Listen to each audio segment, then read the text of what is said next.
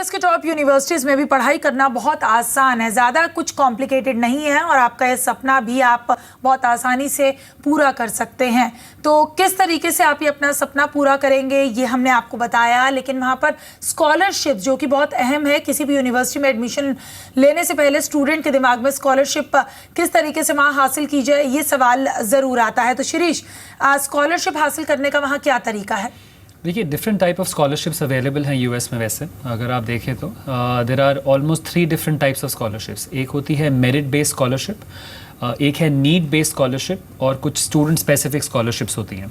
सो merit based scholarship basically आपके academics के ऊपर होती है, प्लस इनफैक्ट अगर आपने कुछ अच्छा परफॉर्मेंस कर रखा है तो उसके बेसिस पे आपको मेरिट मिलती है।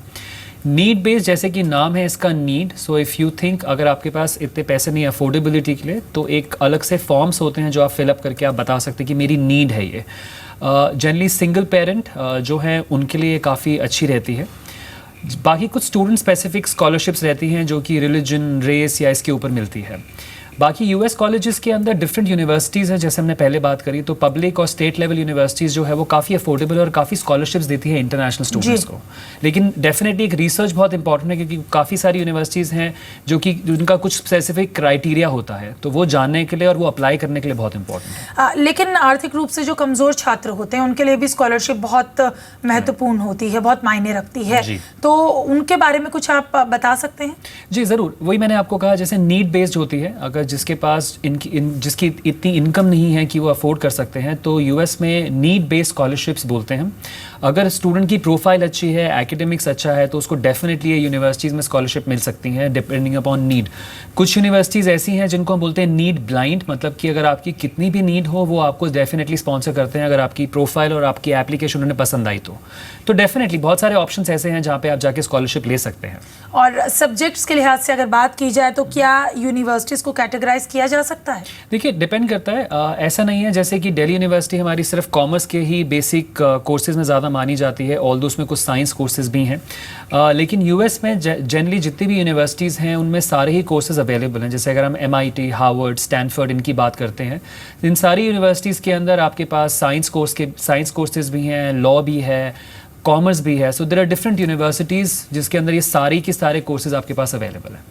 और स्टूडेंट वीज़ा, सबसे पहले जब आप बाहर पढ़ाई करने की सोचते हैं विदेश में, तो आपके जहन में वीज़ा के कॉम्प्लिकेशंस भी ज़रूर आते हैं, तो उनसे कैसे निपटा जाए और कैसे अप्लाई करना चाहिए स्टूडेंट वीज़ा के लिए? देखिए, स्टूडेंट वीज़ा एक बहुत सिंपल क्राइटेरिया है यूएस के लिए। यूएस के अंदर एक स्टूडेंट वीज़ा के लिए इंटरव्यू होता है। काफ़ी कंट्रीज़ में सिर्फ आपके डॉक्यूमेंट सबमिट होते हैं, लेकिन यूएस में आपका एक इंटरव्यू भी होता है।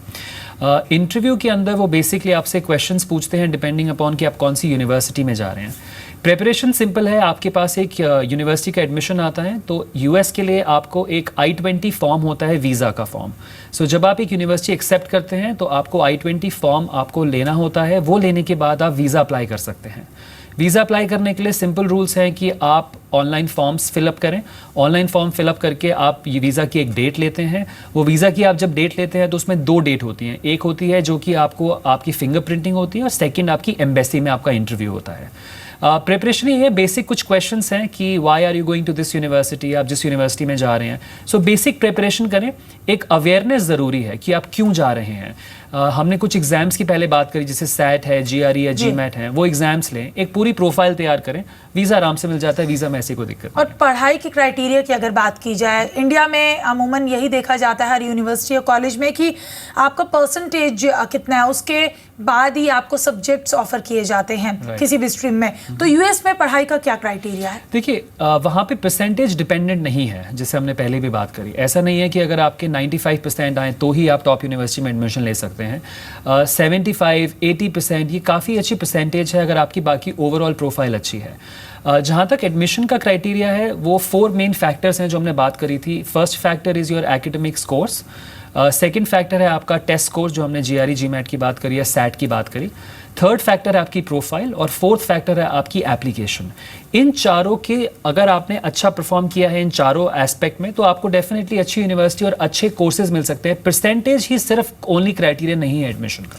चलिए, जैसा कि शिरीष आपने बताया परसेंटेज ओनली क्राइटेरिया नहीं है और भी तमाम तरीके की तैयारी आपको यहाँ करनी पड़ती है, लेकिन अगर कोई स्टूडेंट सोचता है कि उसको यूएस में आगे पढ़ाई करने जाना है, हायर स्टडीज करने जाना है, तो अपार्ट फ्रॉम परसेंटेज उसको अपनी पर्सनैलिटी में और किन चीज़ों पर ध्यान देना चाहिए, किस तरीके से उसमें एनहांस करना चाहिए? सबसे पहले तो ये जानना ज़रूरी है कि आप बाहर पढ़ने जा रहे हैं, आप क्यों जा रहे हैं। पहले थोड़ा सा अपने आप से ही कुछ चीज़ें पूछें। आपका लॉन्ग टर्म गोल क्या है, आप क्या करना चाहते हैं आगे जाके। प्लस आप धीरे धीरे अपनी प्रोफाइल में कुछ एड ऑन्स करें जो कि आप कह सकते हैं लीडरशिप क्वालिटीज़ हैं, वो काफ़ी इंपॉर्टेंट होती हैं। टीम वर्क है आपका, सो आप डिफरेंट, चाहे आप स्कूल में हैं चाहे आप कॉलेज पे हैं, आप टीम एक्टिविटीज़ में पार्टिसिपेट कीजिए, एक अच्छे टीम मेंबर बनिए। लीडरशिप क्वालिटीज़ जैसे मैंने बताया काफ़ी इंपॉर्टेंट होती हैं, उसके ऊपर ध्यान दें। प्लस अपनी प्रोफाइल में ज़रूर कुछ ना कुछ ऐड ऑन करें, जैसे कम्युनिटी सर्विस हो गया या फिर कोई मेजर रिलेटेड प्रोजेक्ट है।